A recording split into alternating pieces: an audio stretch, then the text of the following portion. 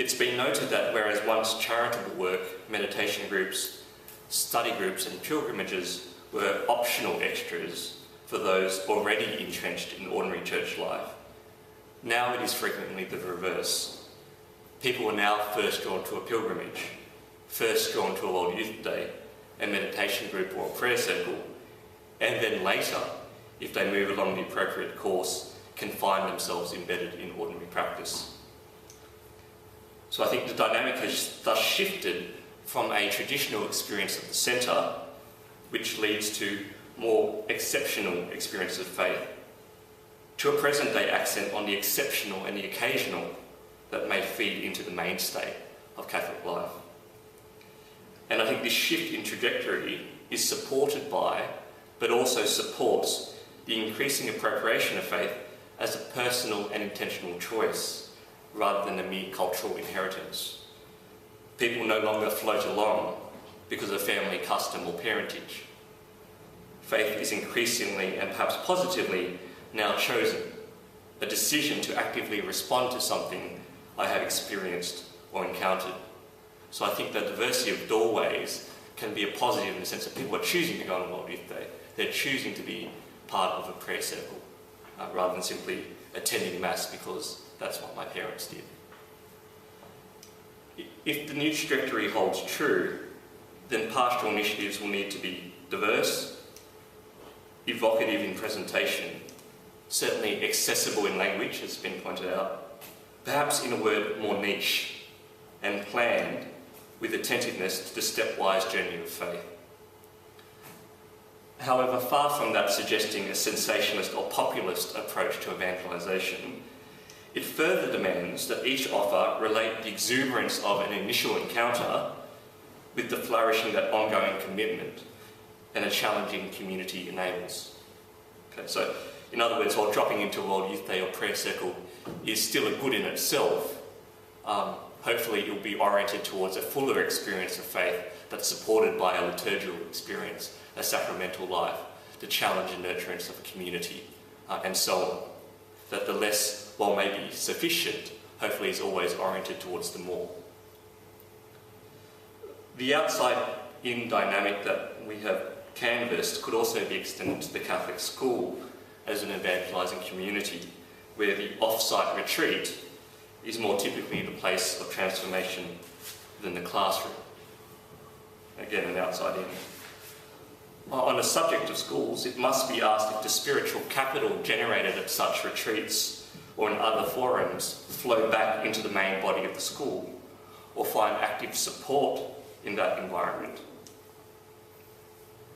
How well equipped are Catholic teachers to nourish the seeds of transformation that young people bring to their school life, from their families, from their parishes, from their very struggle towards identity?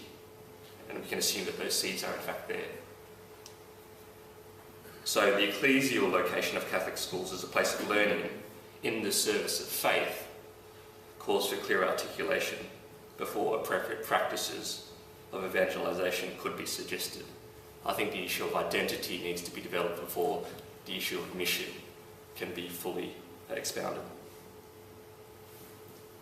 While sometimes read as naive or else conservative, I interpret the contemporary youth movements on our horizon, energetic, robust, and recently read as an evangelical form of Catholicism, as a new centre of vitality that must not be discounted or smothered as a passing or temporary anomaly. While certainly a developing reality by definition, many young Catholics are not at all plugged into the polarisation that has characterised the post-Vatican II scene. These young post-tribal Catholics, beyond an understanding of themselves as progressive or conservative, can, it is true, be historically naive and nostalgic, but they are not necessarily so. And perhaps our smuggling in of divisions and animosities of secular political life, that even our talk of conservative and progressive into the church is a classic case of Catholics being evangelised by culture rather than the reverse. We don't have to use journalistic language. The prophetic, therefore, may in fact be speaking from below. And I think, the classic Carthusian saying that Our years of age tell us only this, that the earth has gone around the sun so many times since I entered into this world. Our true age surely is of spiritual measure, and perhaps the young are in fact prophetic in a certain sense. In assuming responsibility for one's own life in faith, young evangelical Catholics may be witnessing to other generations an alternative shape of Catholic life and identity that is, we may hope, not historically naive, but also perhaps not historically bound, that they may be post-tribal and appreciated as such. What of ecclesial movements, an emerging expression of the Spirit that classically cannot be aligned or contained with traditional diocesan structures? I believe the practical integration of these new communities, which are still maturing, admittedly, and existing parish structures and culture offers mutual enrichment and challenge for each. While Vatican II certainly acknowledged different hierarchic and charismatic gifts, the Council did not further develop the relationship between the two.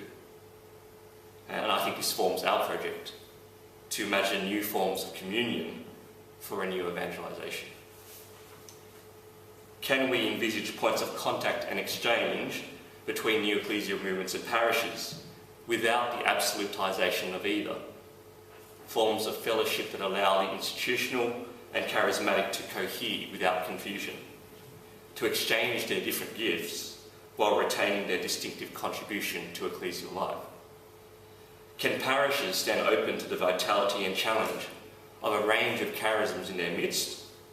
And can ecclesial movements recognise and be challenged by the greater and local body in which they share a common mission? So to conclude, a few tentative observations for new energies: the recognition of an outward trajectory for many God-seeking generations, the school as a place of learning in the service of faith, the rise of a post-tribal Catholicism led by the young. Are they historically naive or are they prophetic in orientation? Ecclesial movements and parishes as vital realities, calling for an exchange of gifts that affirms evangelisation as exceeding a single missionary form or practice. Thank you.